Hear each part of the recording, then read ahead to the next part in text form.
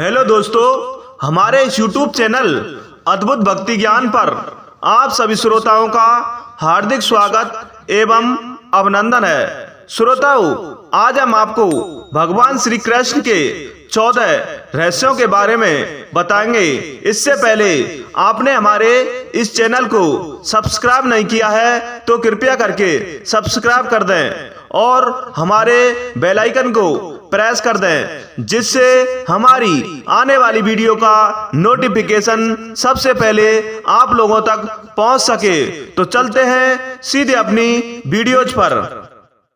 बंधुओं, महाभारत युद्ध की समाप्ति के बाद जब युधिष्ठिर का राज तिलक हो रहा था, तब कौरवों की माता गांधारी ने महाभारत युद्ध के लिए श्री कृष्ण को दोषी ठहराते हुए श्राप दिया कि जिस प्रकार कौरवों के वंश का नाश हुआ है, ठीक उसी प्रकार यदु वंश का भी नाश होगा। श्राप के चलते श्री कृष्ण द्वारका लौटकर यदु वंशियों को लेकर प्रभास क्षेत्र में आ गए।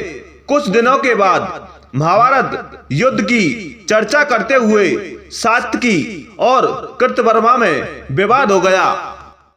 बंधुओं, तब सात्यकी ने गुस्से में आकर कृतवर्मा का सिर काट दिया।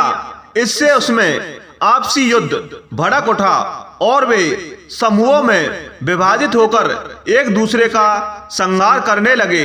इस लड़ाई में श्री कृष्ण के पुत्र प्रद्युम्न और मित्र सात्यकी समेत सभी यदुवंशी मारे गए थे। केवल बब्रू और दारुक ही बचे थे। यदुवंश के नाश के बाद श्री कृष्ण के ज्येष्ठ भाई बलराम समुद्र तट पर बैठ गए और एकाचित होकर परमात्मा में लीन हो गए। इस प्रकार शेषनाग के अवतार बलराम जी ने देह त्यागी और स्वधाम लौट गए। श्रोताओं, बलराम जी के देह त्यागने के बाद जब एक दिन श्री कृष्ण पीपल के नीचे ध्यान की मुद्रा में लेटे थे, तब उस क्षेत्र में एक जरा नाम का बहेलिया आया हुआ था। जरा एक शिकारी था और वह हिरण का शिकार करना चाहता था। जरा को दूर से हिरण के मुख के समान श्री कृष्ण का तलवा दिखाई दिया। बहेलिये ने बिना कोई विचार किए वहीं से एक तीर छोड़ दिया, जो कि श्री कृष्ण के तलवे में जाकर लगा। जब वह पास गया तो उसने देखा कि श्री कृष्ण के पैरों में उसने तीर मार दिया है। उसके बाद उसे बहुत पश्चाताप हुआ और वह क्षमा याचना करने लगा। तब श्री कृष्ण ने बहेलिये से कहा कि जरा तू डर मत, तूने मेरे मन का काम किया है। अब तू मेरी आज्ञा से स्वर्ग लोक प्राप्त करेगा।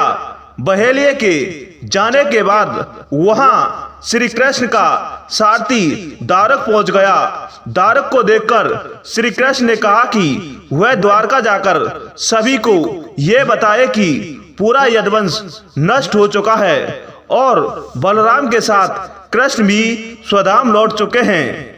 अतः सभी लोग द्वारका छोड़ दो, क्योंकि यह नगरी अब जलमग्न होने वाली है। मेरी माता पिता और सभी प्रियजन इंद्रप्रस्थ को चले जाएं। यह संदेश लेकर दारुक वहां से चला गया। इसके बाद वो उस क्षेत्र में सभी देवता और स्वर्ग की अप्सराएं, यक्ष, किन्नर, गंधर्व आदि आए और उन्होंने श्री कृष्ण की आराधना की। आराधना के बाद श्री कृष्ण ने अपने नेत्र बंद कर लिए और वे सशरीर ही अपने धाम को लौट गए। बंधुओं, श्रीमद् भागवत के अनुसार जब श्री कृष्ण और बलराम के स्वधाम गमन की सूचना इनके प्रियजनों तक पहुंची तो उन्होंने भी इस दुख से प्राण त्याग दिए। देवकी, रोहिणी, वसुदेव, बलराम जी की पत्नियां, श्री कृष्ण की पटरानियां आदि सभी ने शरीर त्याग दिए।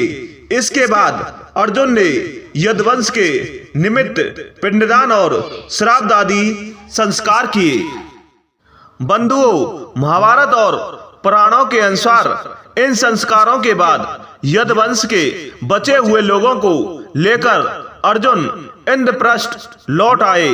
इसके बाद श्री कृष्ण के निवास स्थान को छोड़कर शेष द्वारका समुद्र में डूब गई। यदि यदुवंश के लोग बच गए थे तो क्या उनका वंश नष्ट नहीं हुआ था? श्री कृष्ण के स्वधाम लौटने की सूचना पाकर सभी पांडवों ने भी हिमालय की ओर यात्रा प्रारंभ कर दी।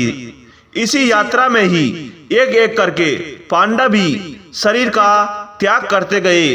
अंत में युधिष्ठिर सशरीर स्वर्ग पहुंचे थे।